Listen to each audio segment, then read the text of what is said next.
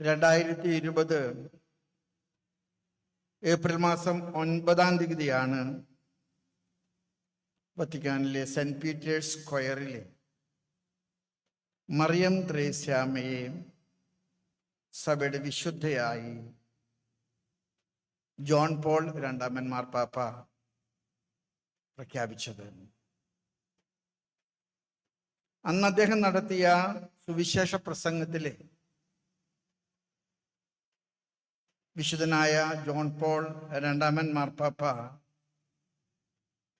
പറഞ്ഞു, അജപാലന സ്നേഹത്തിൻ്റെ നിറകുടമായിരുന്നു വിശുദ്ധ മറിയം ത്രേസ്യ. സഭയുടെ അജപാലന ദൗത്യത്തിലെ ഏറ്റവും വലിയ വെല്ലുവിളിയാണ് കുടുംബ പ്രേക്ഷിതത്വം. ഈ ശുശ്രൂഷയിലെ ആധുനിക സഭയെ നയിക്കാൻ തമ്പുരാൻ നൽകിയ നക്ഷത്ര വെളിച്ചമാണ് വിശുദ്ധയായ മറിയം ത്രേസ്യ. അമ്മയുടെ കുടുംബങ്ങൾക്ക് വേണ്ടിയുള്ള പ്രേക്ഷിത ശുശ്രൂഷയുടെ വിപ്ലവത്തിൻ്റെ ഓർമ്മ അമ്മയുടെ ഈ തിരുനാൾ ദിനത്തിൽ നമ്മൾ കൊണ്ടാടുകയാണ്. അമ്മ സ്വർഗത്തിലെ നമുക്ക് മധ്യസ്ഥയാകാൻ നമുക്കിന്ന് പ്രത്യേകം പ്രാർത്ഥിക്കാം. ഈ പുത്തഞ്ചിറ ഗ്രാമം എത്രയോ പുണ്യപ്പെട്ടതാണ്. സഭയുടെ ചരിത്രത്തിൽ തന്നെ പുത്തഞ്ചിറയ്ക്ക് ഒരുപാട് പ്രാധാന്യമുള്ള ഒരിടമാണ്. 1876 ഏപ്രിൽ 26 ഈ കുഗ്രാമത്തിലെ ഒരു നക്ഷത്ര വിളക്കായിട്ട് അമ്മ സ്വർഗത്തിൽ നിന്ന് അയക്കപ്പെട്ടു. 1926 ജൂൺ 7 അമ്മ തൻ്റെ ദൗത്യം പൂർത്തിയാക്കി. തൻ്റെ ജീവിതത്തിൻ്റെ സന്ദേശം അമ്മ സ്ഥാപിച്ച സഹോദരിമാരെയും തൻ്റെ പ്രിയപ്പെട്ട ആത്മീയ പിതാവ് ജോസഫ് ധന്യൻ വിധേയത്തിലച്ഛനെയും ഏൽപ്പിച്ചിട്ട് സ്വർഗത്തിലേക്ക് കടന്നുപോയി. ഈ കടന്നുപോക്കലിൻ്റെ, ഈ പാസ് ഓവറിൻ്റെ 100ാമത്തെ ഓർമ്മ നമ്മൾ ഇന്ന് കൊണ്ടാടുകയാണ്. ഈ ഓർമ്മയാചരണം നമ്മളെ സംബന്ധിച്ചിടത്തോളം ഒരു പുനഃപ്രതിഷ്ഠയുടെയും ഒരു ആത്മസമർപ്പണത്തിൻ്റെയും അവസരമാക്കി മാറ്റണമെന്നാണ് ഞാൻ നിങ്ങളോട് പറയാൻ ആഗ്രഹിക്കുന്നത്. അമ്മയുടെ അവസാനിക്കാത്ത ഒരു വാശിയുണ്ടായിരുന്നു. കർത്താവ് സ്നേഹിക്കുന്ന കുടുംബങ്ങളെ കർത്താവിൻ്റെ സഭയ്ക്ക് വേണ്ടി തൊട്ടു തലോടുക, കഴുകി വൃത്തിയാക്കുക, മുറിവുകൾ വെച്ച് കെട്ടുക, നഷ്ടപ്പെട്ടതിനെ തിരിച്ചു പിടിക്കുക. അമ്മ നടത്തിയ ഈ പുണ്യപ്രയാണത്തിൻ്റെ 100 വർഷങ്ങൾ നമ്മൾ ഇന്ന് സാഘോഷം കൊണ്ടാടുകയാണ്. ഞാൻ ചിലപ്പോഴൊക്കെ അമ്മയെക്കുറിച്ച് നിങ്ങൾക്കറിയാം, പശ്ചാത്തലം നിങ്ങൾക്കറിയാം. നമ്മളെപ്പോലെ പഠിച്ച് പത്രാസൊന്നും ഉള്ള ഒരു അമ്മയല്ല, ഒരു സാധാരണക്കാരി.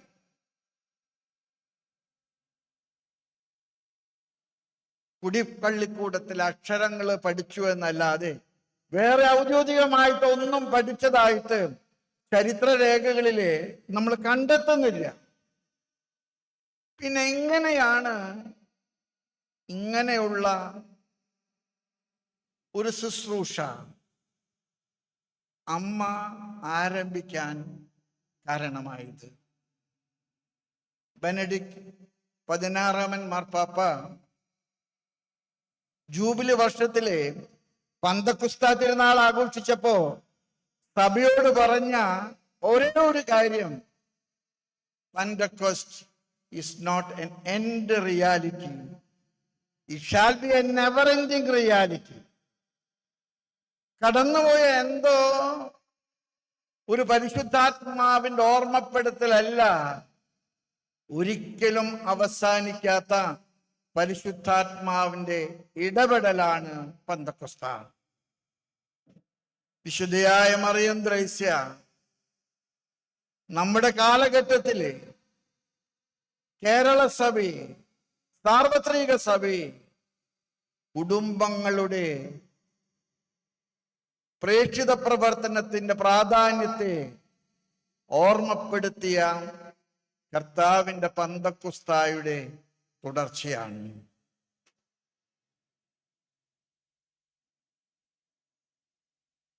നമ്മുടെ കർത്താവിന്റെ ശുശ്രൂഷ വിശുദ്ധ സുവിശേഷങ്ങളിൽ നൽകുന്നത് നിങ്ങൾ വായിച്ചു നോക്കിയാൽ നമ്മൾ അത്ഭുതപ്പെടുത്തുന്ന ഒരു കാര്യമുണ്ട്. കർത്താവ് ജനക്കൂട്ടത്തോട് പ്രസംഗിച്ചിട്ടുണ്ട്, കർത്താവ് രോഗികളെ സുഖപ്പെടുത്തിയിട്ടുണ്ട്. പക്ഷേ കർത്താവ് ഏറ്റവും കൂടുതൽ പ്രാധാന്യം കൊടുത്തത് കുടുംബങ്ങളിലെ ഇടപെടാനുള്ള വലിയ ദൗത്യമാണ്. യോഹന്നാന്റെ സുവിശേഷത്തിലെ 2-ാമത്തെ അധ്യായത്തിലെ മനോഹരമായിട്ട് നിങ്ങൾ ഇങ്ങനെ വായിക്കും, കാനായിൽ ഒരു വിവാഹ വിരുന്ന് നടന്നു, യേശുവിന്റെ അമ്മയും യേശുവും അവിടെ ഉണ്ടായിരുന്നു. ഇത്ര മനോഹരമായിട്ടൊരു പ്രയോഗമുണ്ട്. ദ പ്രസൻസ്, യേശുവിന്റെ അമ്മയും അവിടെ ഉണ്ടായിരുന്നു. ഇതേക്കുറിച്ചിട്ട് വ്യാഖ്യാനം എഴുതുന്ന ഫിലബക്സ് പറയുന്നത് ഇപ്രകാരമാണ്: The presence is the pastoral ministry. Your presence is the pastoral ministry. നിങ്ങളുടെ സാന്നിധ്യമാണ് അജപാലന ശുശ്രൂഷ. ഒരുപക്ഷെ കർത്താവ് പരിശുദ്ധ കുർബാന സ്ഥാപിക്കുന്നത് തന്നെ അതുകൊണ്ടാണ്. എന്നും നിങ്ങളോടുകൂടെ ഉണ്ടായിരിക്കുവാൻ ഞാൻ ആഗ്രഹിക്കുന്നു, ഒരിക്കലും നിങ്ങളെ വിട്ടുപിരിയാൻ ഞാൻ ഇഷ്ടപ്പെടുന്നില്ല.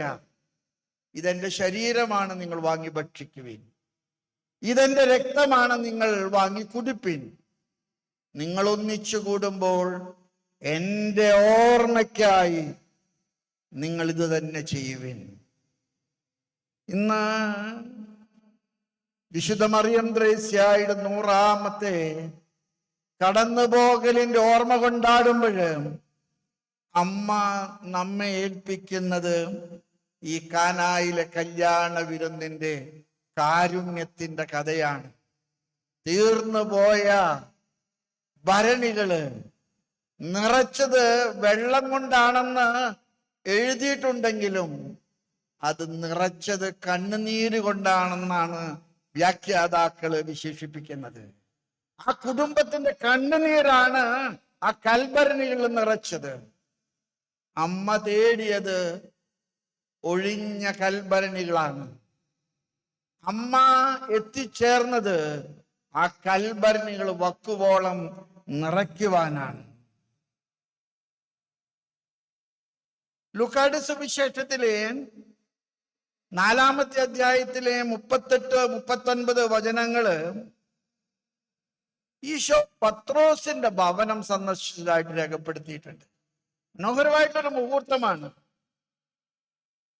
പത്രോസിന്റെ അമ്മായിമ്മ രോഗിയായി മരണത്തോട് മല്ലടിക്കുന്നു എന്ന് കേട്ടപ്പോഴ് കർത്താവ് തന്റെ ദൗത്യത്തിൽ നിന്ന് പിൻവാങ്ങി.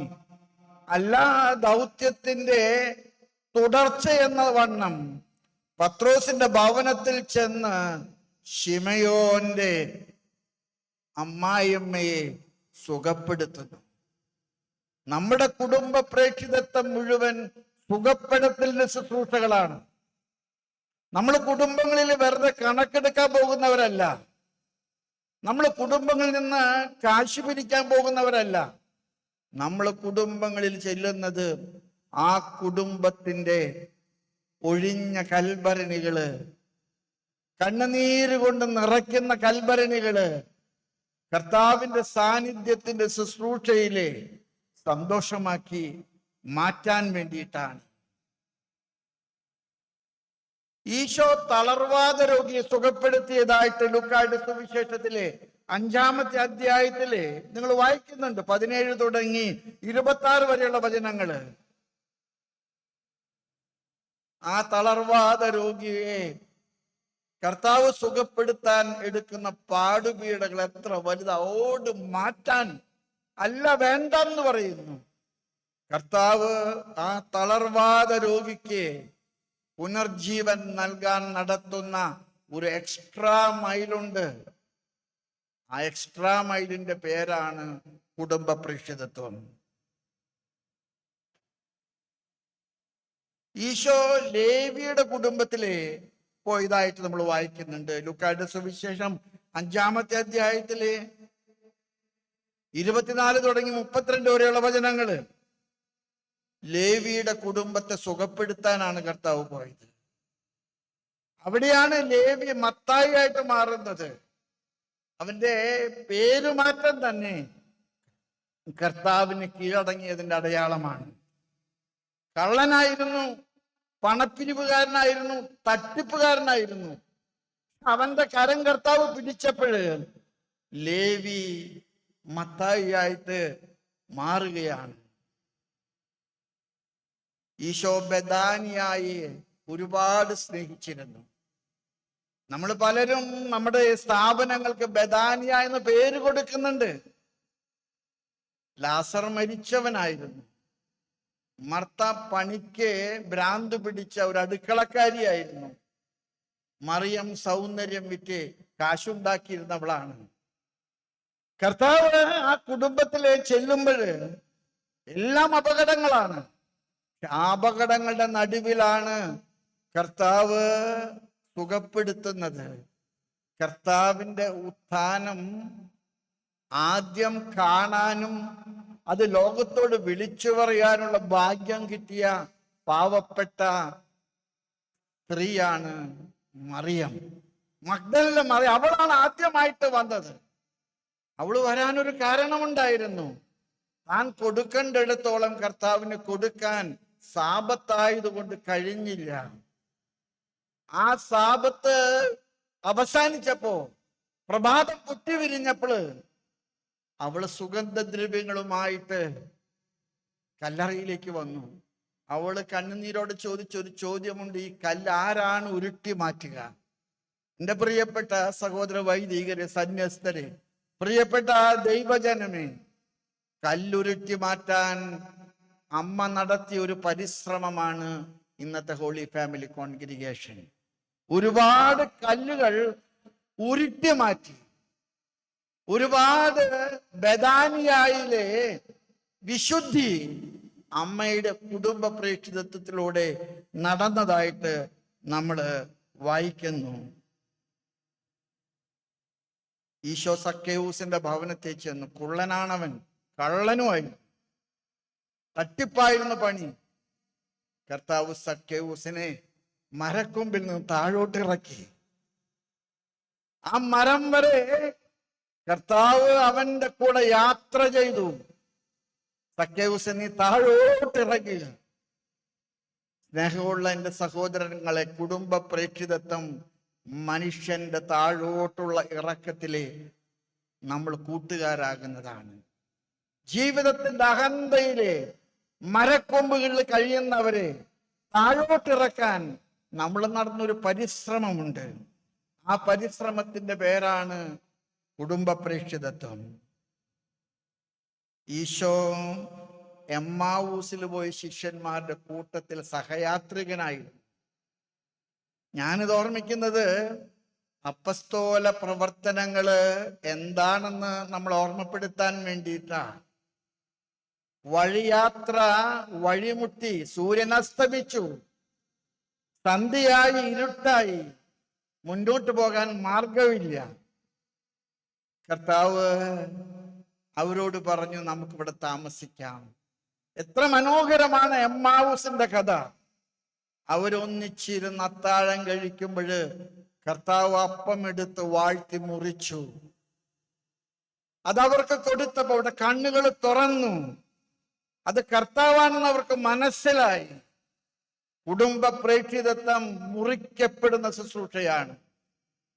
കുർബാന അൾത്താരയിൽ അവസാനിക്കുന്നില്ല. അവസാനിക്കാത്ത തീർത്ഥാടനം ആരംഭിക്കുന്ന ഇടമാണ് അൾത്താര. അൾത്താരയിൽ നിന്ന് കുടുംബങ്ങളിലേക്കുള്ള തീർത്ഥാടനം, അതാണ് മറിയം ത്രേസ്യ ഈ ലോകത്തിന് നൽകിയ ചാവുരുള്. മറിയം ത്രേസ്യയുടെ ചാവുരുള് അതാണ്. കുടുംബങ്ങളിലേക്ക് പോകുക, കുടുംബങ്ങളെ അന്വേഷിക്കുക, കുടുംബങ്ങൾക്ക് കരം കൊടുക്കുക, കഴുകുക, അവർക്ക് കരുത്ത് പകരുക. സ്നേഹമുള്ള എൻ്റെ സഹോദരി സഹോദരങ്ങളെ, മറിയം ത്രേസ്യയുടെ ഓർമ്മ പെരുന്നാള്, അമ്മയുടെ 100ാമത്തെ ജന്മദിനം കൊണ്ടാടുന്ന ഈ വേളയില് നമ്മൾ ആഘോഷിക്കുമ്പോൾ നമുക്ക് പ്രതിജ്ഞ എടുക്കണം. അബ്രഹാമിനെ ദൈവം വിളിച്ചു. അബ്രഹാമിനെ വിളിച്ചത് എന്തിനാണെന്നറിയാമോ? നിന്റെ നാട് വിടുക, നീ ഹാറാൻ വിടുക, ഞാൻ നിനക്ക് കാണിക്കുന്ന നാട്ടിലേക്ക് നീ പോകുക. അബ്രഹാം ഒന്നുമില്ലാത്തവനായിട്ടാ പോയത്. ഉടുത്ത മുണ്ടും ഷർട്ടുമായിട്ടാ പോയത്. ദൈവം കാണിച്ചു കൊടുത്ത വഴികളിലൂടെ അബ്രഹാം നടന്നു. കുടുംബ പ്രേക്ഷിതത്വം ദൈവം കാണിക്കുന്ന വഴികളിലൂടെ ഞാനും നിങ്ങളും നടക്കുന്നതാണെന്ന് നമ്മൾ തിരിച്ചറിയുക. അബ്രഹാമിനോട് ദൈവം പറഞ്ഞില്ലേ, നിനക്ക് ഞാൻ മക്കളെ തരും, ആകാശത്തിലെ നക്ഷത്രങ്ങൾ പോലെ, ഭൂമിയിലെ മണൽത്തരി പോലെ. ഈ വർധനവിന്റെ, ഈ സമൃദ്ധിയുടെ സുവിശേഷമാണ് കുടുംബ പ്രേക്ഷിതത്വം. നമ്മൾ പോകുന്ന കുടുംബങ്ങളിലെല്ലാം തന്നെ അവരുടെ പ്രശ്നങ്ങളുടെ നടുവില്, അവരുടെ കണ്ണുനീരുകളുടെ നടുവില്, അവരുടെ തകർച്ചകളുടെ നടുവില്, അവരുടെ രോഗങ്ങളുടെയും വന്ധ്യതയുടെ നടുവില് കർത്താവിന്റെ സുഖപ്പെടുത്തലിന്റെ വർധനവാണ് കുടുംബ പ്രേക്ഷിതത്വം എന്ന് മനസ്സിലാക്കുക. ഇന്ന് നമ്മൾ വായിച്ചു കേട്ടത് ഗലാത്യക്കാർക്ക് എഴുതിയ ലേഖനത്തിൽ നിന്നാണ്. 2-ാമത്തെ അധ്യായം 19 തുടങ്ങി 21 വരെയുള്ള വചനങ്ങള്. ഒരുപക്ഷെ മറിയം ത്രേസ്യ അമ്മയുടെ, വിശുദ്ധയുടെ ജീവിതത്തെ സുവിശേഷത്തിലും ലേഖനത്തിലും ഏറ്റവും മനോഹരമായിട്ട് പ്രതിബിംബിക്കുന്ന ഒരു അടയാള ഭാഗമാണത്. നീ മിശിഹായോടുകൂടെ ക്രൂശിക്കപ്പെട്ടിരിക്കുന്നു. നീ മിശിഹായോടുകൂടെ ക്രൂശിക്കപ്പെട്ടിരിക്കുന്നു. ഈ പഞ്ചക്ഷരം അമ്മയ്ക്ക് കൊടുത്തത് ഒരു അവാർഡല്ല. നിന്നെ ഞാൻ വിളിച്ചിരിക്കുന്നത് എന്റെ കുരിശിന്റെ ആണിപ്പാടുകള് നീ സ്വന്തമാക്കുന്ന വിധത്തില് നീ നിന്റെ ജനത്തിന്റെ നടുവിലൂടെ യാത്ര ചെയ്യണം. അമ്മയുടെ കുടുംബ പ്രേക്ഷിതം കുരിശിന്റെ വഴിയാണ്. ഒറ്റിക്കൊടുക്കപ്പെട്ട രാത്രിയില്, എല്ലാവരും ഉപേക്ഷിച്ച രാത്രിയില്, താഴെ വീണ രാത്രിയില്, ഈ കിടക്കാൻ ഒരു ഇടമില്ലാത്തത് കൊണ്ട് കുരിശിൽ 3 ആണികളിൽ തൂങ്ങിയത്. ഈ നഷ്ടപ്പെടലിന്റെ വലിയ സുവിശേഷമാണ് ഉത്ഥാനത്തിന്റെ വിജയഗാഥയായിട്ട് മാറിയത്. കുടുംബ പ്രേക്ഷിതത്വം തകർക്കപ്പെടലിന്റെ ശുശ്രൂഷയാണെങ്കിൽ കുടുംബ പ്രേക്ഷിതത്വത്തിന്റെ പ്രതിഫലം ഉദ്ധിതമായ വ്യക്തികളും ഉത്ഥാനത്തിൽ പങ്കെടുക്കുന്ന കുടുംബങ്ങളുമാണ്. ഇന്നത്തെ സുവിശേഷം എത്ര മനോഹരമാണ്. ഒരുപക്ഷെ മറിയം ത്രേസ്യാമ്മ നടത്തിയ സുവിശേഷവൽക്കരണത്തിന്റെ മുഴുവൻ ആകത്തുക അതാണ്. എനിക്ക് വിശന്നു, നീ എനിക്ക് ഭക്ഷിക്കാൻ തന്നു. എനിക്ക് ദാഹിച്ചു, നീ എനിക്ക് കുടിക്കാൻ തന്നു. ഞാൻ പരദേശിയായിരുന്നു, എനിക്ക് പരിചയക്കാർ ആരുമില്ലായിരുന്നു. നീ എനിക്ക് കരം തന്നു വഴി നടത്തി. എനിക്ക് വസ്ത്രങ്ങളില്ലായിരുന്നു, നീ എന്നെ ഉടുപ്പിച്ചൊരുക്കി അണിയിച്ചു. ആളുകളുടെ മുമ്പിൽ എന്റെ മാന്യത നീ കാത്തു. ഞാൻ രോഗിയായിരുന്നു, നീ വന്ന് എന്നെ സുഖപ്പെടുത്തി. നീ എനിക്ക് മരുന്ന് തന്നു, നീ എന്റെ മുറിവ് വെച്ച് കെട്ടി. ഞാൻ കാരാഗ്രഹത്തിലായിരുന്നു, നീ എന്നെ ഉപേക്ഷിച്ചില്ല. നീ എന്നെ കാണാൻ വന്നു. സ്നേഹമുള്ള എൻ്റെ സഹോദരങ്ങളെ, ഞാൻ നിങ്ങളോട് പറയും, കുടുംബങ്ങളിലേക്കുള്ള യാത്രയുടെ തീർത്ഥാടനമാണ് മറിയം ത്രേസ്യ നമുക്ക് നൽകിയ സന്ദേശം. കുടുംബങ്ങളെ തേടി ഇറങ്ങുക. കുടുംബങ്ങളിലെ നിങ്ങൾ അവരുമായിട്ട് ഒന്നാകുക. Our identity shall be the identification to our families, the identification to our people. നമ്മുടെ മനുഷ്യരുടെ ദുഃഖം മുഴുവൻ നമ്മുടെ ദുഃഖമാകട്ടെ. നമ്മുടെ കുടുംബങ്ങൾ മുഴുവൻ നമ്മുടെ കുടുംബമാകട്ടെ. ഞാൻ ചിലപ്പോഴൊക്കെ വിചാരിക്കാറുണ്ട്, നമ്മളുടെ വൈദികര് മരിക്കുമ്പോൾ നമ്മുടെ ജനം ആ വൈദികനെ സ്വീകരിക്കാൻ കാണിക്കുന്ന ഒരു ഇഷ്ടമുണ്ട്. കാരണം കടന്നുപോയത് വെറും ഒരു കച്ചവടക്കാരനല്ല, കടന്നുപോയത് ഒരു കൂട്ടുകാരനാണ്, കടന്നുപോയത് കരം തന്നവനാണ്, കടന്നുപോയത് ശക്തി പകർന്നവനാണ്. നമ്മുടെ ജനങ്ങൾക്ക് ഈ അടുത്ത കാലത്ത് നമ്മൾ ഉപയോഗിക്കുന്ന മൊബൈൽ ഫോണിന്റെ ചാർജ് നഷ്ടപ്പെടുമ്പോൾ അവരെ ചാർജ് കിട്ടാൻ കുത്തുന്ന പവർ പോയിന്റ് ആണ് നമ്മുടെ പ്രേക്ഷിത അപ്പസ്തോലേറ്റ്, നമ്മുടെ കുടുംബ പ്രേക്ഷിതത്വം. നമ്മുടെ ജനങ്ങള് എന്താണോ ശക്തി നഷ്ടപ്പെടുന്നത്, അന്നവർക്ക് ശക്തി കൊടുക്കാൻ ദൈവം സ്ഥാപിച്ച കൂദാശയാണ് നമ്മുടെ പൗരോഹിത്യം. ദൈവം സ്ഥാപിച്ച കൂദാശയാണ് നമ്മുടെ സന്യാസം. ദൈവം സ്ഥാപിച്ച മനോഹരമായിട്ടുള്ള അടയാളമാണ് നമ്മുടെ കുടുംബ പ്രേക്ഷിതത്വം. ദൈവം നമ്മളെ ഇനിയും വഴി നടത്താൻ ഈ ശതാബ്ദി ആഘോഷം കാരണമാകട്ടെ. ഞാൻ സന്തോഷത്തോടുകൂടെ ഹോളി ഫാമിലി കോൺഗ്രിഗേഷന്റെ എല്ലാ ശുശ്രൂഷകളെയും അഭിനന്ദിക്കുകയാണ്. നിങ്ങൾ നടത്തുന്ന കുടുംബ പ്രേക്ഷിതത്വമൊക്കെ വളരെ മനോഹരമാണ്. നിങ്ങൾ കുടുംബങ്ങളിൽ നടത്തുന്ന കുടുംബോത്സവങ്ങള് ഒരു ഇടവക മുഴുവൻ പുതുക്കിപ്പണിയതുപോലെയാണ്. നിങ്ങളുടെ ഫാമിലി അപ്പോസ്ലേറ്റിൽ നിന്നാണ് ഇന്ന് സഭ പ്രീ മാരിറ്റൽ കോഴ്സ് ആരംഭിച്ചത്. അതൊക്കെ നിങ്ങൾ നടത്തുന്ന പ്രേക്ഷിത പ്രവർത്തനം കുറെ കൂടെ ജനകീയമാക്കുന്നതില് നിങ്ങൾ നൽകിയ മാതൃക സഭ സ്വീകരിച്ചതാണ്. വിവാഹത്തിന് ശേഷം മുറിവും ചതവും ഒടിവും ഉണ്ടാകുമ്പോൾ അവരെ ശുശ്രൂഷിക്കാനും അവർക്ക് കരം കൊടുക്കാനും ഒക്കെ നിങ്ങൾ നടത്തുന്ന ശുശ്രൂഷകള് അത് അജപാലന ശുശ്രൂഷകളിലെ വലിയ ശക്തി സ്രോതസ്സുകളാണ്.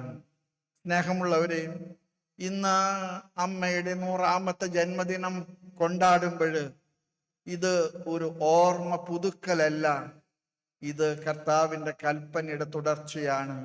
എൻ്റെ ഓർമ്മയ്ക്കായി നിങ്ങൾ ഇത് ചെയ്യുക. അമ്മയുടെ കാൽപാദങ്ങളിലെ നമുക്ക് നമ്രശിരസ്കരായി അമ്മയുടെ കുഴിമാട് സ്ഥിതി ചെയ്യുന്ന ഈ പുണ്യ തീർത്ഥ കേന്ദ്രത്തിലെ നമ്മുടെ കരങ്ങൾ കൂപ്പി കണ്ണുനീരോടുകൂടെ നമുക്ക് പ്രാർത്ഥിക്കാം. അമ്മ കണ്ടെത്തിയ പന്തക്കുസ്ത ഈ കാലഘട്ടത്തിൽ ഞങ്ങളിലൂടെ തുടരാൻ അമ്മ ഞങ്ങൾക്ക് സ്വർഗത്തിൽ മധ്യസ്ഥയാകട്ടെ. ദൈവം നമ്മെല്ലാവരെയും അമ്മയുടെ മാധ്യസ്ഥം വഴി അനുഗ്രഹിക്കട്ടെ. ദൈവവിളികളുടെ കുറവ് നമുക്ക് അനുഭവപ്പെട്ടു തുടങ്ങി. ഞാൻ അതേക്കുറിച്ചിട്ട് അവസാനം നിഷേധാത്മകമായി പറഞ്ഞ് അവസാനിപ്പിക്കാൻ ആഗ്രഹിക്കുന്നില്ല. വിളവധികം വേലക്കാരി ചുരുക്കം. നമ്മുടെ സിസ്റ്റേഴ്സിനൊക്കെ ഇന്ന് ദൈവവിളികൾ കിട്ടാൻ നല്ല ബുദ്ധിമുട്ടുണ്ട്. ഒരു പുറത്തു നിന്നൊക്കെ ആളുകളെ കൊണ്ടുവരാൻ തുടങ്ങിയിരിക്കുന്നു. നമ്മൾ ഉണരണം. നമ്മുടെ കൃഷിയിടങ്ങള് കൊത്തിക്കളച്ച് വളമിട്ട് വിത്തിട്ട് നനച്ചു വളർത്തി നമ്മുടെ ദൈവവിളികൾ വർദ്ധിപ്പിക്കാൻ നമുക്ക് അമ്മയുടെ മാധ്യസ്ഥം പ്രാർത്ഥിക്കാം. ഒരിക്കൽ കൂടെ തിരുനാളിൻ്റെ മംഗളങ്ങള് സഭയുടെ നാമത്തില് നിങ്ങൾക്ക് എല്ലാവർക്കും നേർന്നുകൊണ്ട് വിശുദ്ധയായ മറിയം ത്രേസ്യായോട് നമ്മുടെ സഭയെ കാക്കണമെന്നും സാർവത്രിക സഭയെ വഴി നടത്തണമെന്നും പ്രാർത്ഥിച്ചുകൊണ്ട് പിതാവിൻ്റെയും പുത്രൻ്റെയും പരിശുദ്ധാത്മാവിൻ്റെയും നാമത്തിൽ